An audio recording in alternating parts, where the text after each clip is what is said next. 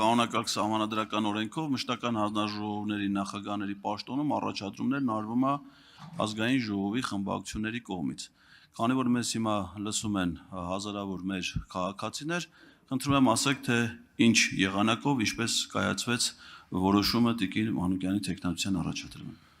Առաջին հերթին, պարոն Ղազարյան, հաշվի ենք առել, կարծում եմ, ես ամեն դեպքում այն չափով, որքանով որ ես եմ տեղյակ, իմ կարծիքն եմ հայտնել, Տիկին Մանուկյանի անցած ճանապարհի հետ կապված, հսկայական հաշվապահական փորձ ունի, աշխատել է տարբեր ընկերություններում, ֆինանսական տնօրեն է եղել, ունի կազմակերպչական հատկություններ, պրոֆեսիոնալ եւ այս ամենը հաշվի առնելով կարծում կայացվել է որոշում։ Պարոն Գաբրիելյան, խնդրում եմ տեղից մի արձագանքեք։ Կայացվել է որոշում համապատասխան։ Ավարտեցիք։ Արձագանք։ Ինչի համար եմ հարցնում, պարոն Ֆարմանյան, որովհետև մինչ այդ երբ որ քաղաքացիական պայմանագիր խմբակցությունն էր առաջադրում թեկնածուներ, ասում էր, որ դրանից առաջ այդ առաջադրման վերաբերյալ որոշումներ կայացրել է քաղաքացիական պայմանագիր կուսակցության վարչությունը,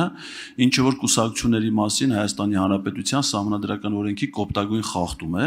որովհետև կուսակցությունների մասին օրենքը թույլատրում է կուսակցության ղեկավար մարմիններին առաջադրում անել միայն համապետական ցուցակի, ինչպես նաև Երևանի, Գյումրու եւ Վանաձորի ավականու ընտրությունների ցուցակների վերաբերյալ։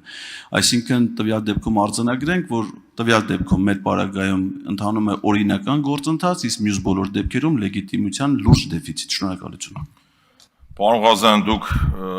առանձին հարցերով առավել պրոֆեսիոնալ եք, կիսում եմ ձեր տեսակետը, մենք առանձին զրուցել ենք, նաև ոչ այս ձևաչափով, ես կիսում եմ ձեր կարծիքը, այո, մենք առաջնորդվում ենք բացառապես Հայաստանի Հանրապետության օրենսդրությամբ սահմանված կարգով։